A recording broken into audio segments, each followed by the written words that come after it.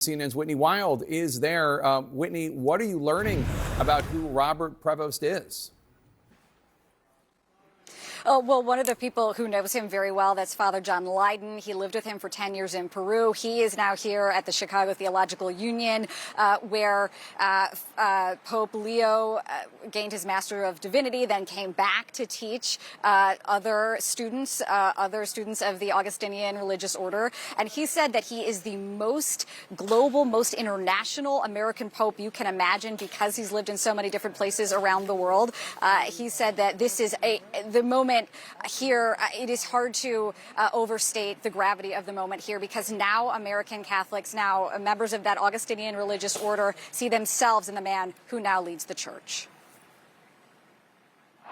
Habemus Papam. We have a pope.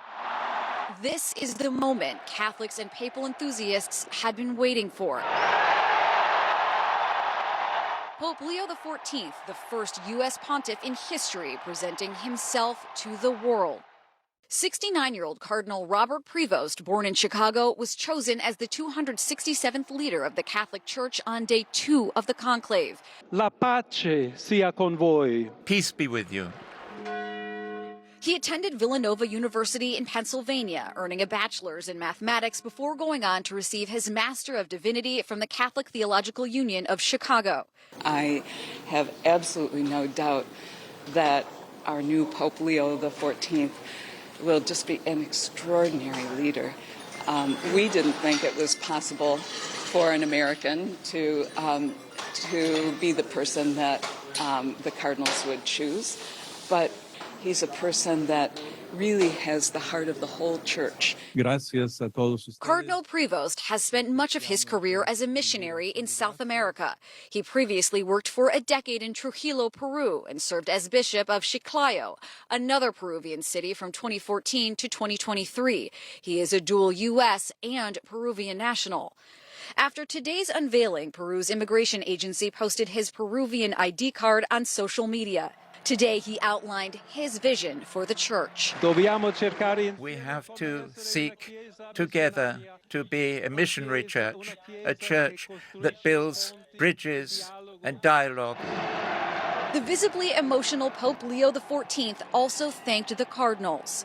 I should also like to thank all my cardinal brethren who have chosen me to be the successor of Peter, and to walk with you as a united church, always seeking peace and justice. He also asked the crowd to remember the legacy of his predecessor, praising the late Pope Francis, who died April 21st. Il Papa che benediva Roma. The Pope who blessed Rome gave his blessing to the world, to the entire world, that morning of Easter. Allow me to follow up on that blessing. God loves us. God loves everyone. Evil will not prevail. Jake, it was extraordinary to go inside this building where he gave Mass, where he ate with students, where he shaped the future Augustinian priests under his direction and under his leadership, and where, notably, he cooked. Father John Leyden says that Pope Leo loves to cook, and actually when they were in Peru together, Pope Leo would make pizzas for everyone. That was one of the things, one of the lighter anecdotes that Father John Leyden remembers about now Pope Leo. Jake. Joining us now by phone, a close friend of Pope Leo from their time together in Peru, Father Art Porcaro. He was with him just last week. Father Porcaro, I'm so grateful to have you on the phone. Tell us a little bit about what this last meeting was like that you had with the now Pope, and can you give us any insight about whether he thought that this was a realistic possibility for the result of this conclave? Only God knows, but certainly Bob is a very, now Leo XIV is a very down-to-earth human being and very good human being. He's deeply spiritual person, and some people would call him reserved. I see him as well-centered somebody who cares really very, very much about people. And the example that I could offer, I've known Bob, we were together in Peru, and in Rome, he was prior general. I worked with him and helped a little bit in his diocese in Chiclayo. Men love Peru. He became a Peruvian citizen, so he could be able to identify at least nationality with the people there. Bob is a truly international person, and as I say, cares so much about people. So this past week, April 26th, was my 50th anniversary of ordination. I had asked to have Mass with then Cardinal Prevost, and if possible, we might arrange to meet with Pope Francis. Well, God had a different plan and called Pope Francis to himself. So Cardinal Prevost said, but come anyway, you can come celebrate the Mass. So I can celebrated as a priest the Mass that Cardinal Prevost was present at for the funeral. And my family, my brother was arriving with his family at the airport, picked them up after the Mass. And I mentioned to Cardinal Prevost, it would be lovely if he'd be able to come have dinner with us.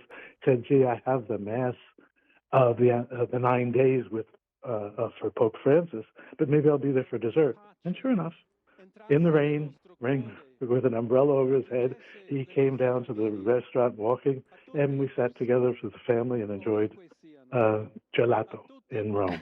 This is the human person, Bob, just cares about people. I have to say, the fact that you can so easily, and I can hear you struggling a little bit, you keep referring to him as Bob. It's so deeply humanizing, and really, actually, I know it's a small thing, but it says a lot about who this new Pope is. Can you tell us a little bit more about your time in Peru? And I mean, I think everyone is trying to understand. I mean, we, of course, have been focused on, oh my gosh, we're stunned. There's an American who's a Pope. I certainly, obviously, have lived here all my life and understand what that might mean. What do you think that he took away from the time that he spent in Peru that is going to influence how he governs the Roman Catholic Church? Well, it's a great question, and it's a great opportunity to share. I think this is a true understanding of who Leo the 14th is understand somebody willing to leave his family, to leave opportunities, to go work among other people who had great need for a minister.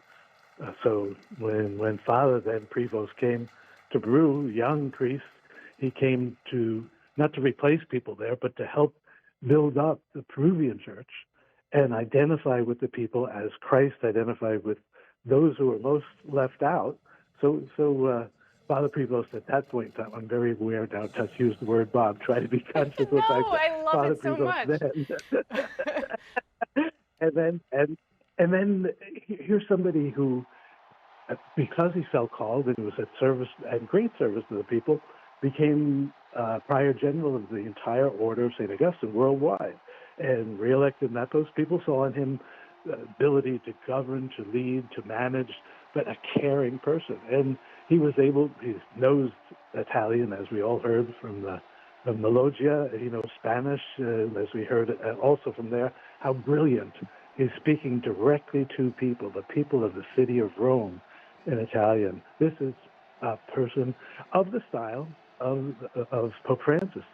As somebody who knows that we are called to be close to others, and particularly to those who have been left out. I think Father Prevost and Cardinal Prevost brought to and brings to the church the call to be close to those, to God's love for everybody, but be close to those who don't know that they're loved, or truly feel they are not, those who have been left out. He talked about pontifex, bridge builder, the importance of doing that. So I think that really expresses who Leo the 14th is. And I love the name, Leo, after Leo, who started Catholic social thought, through whom that became a significant contribution to the church.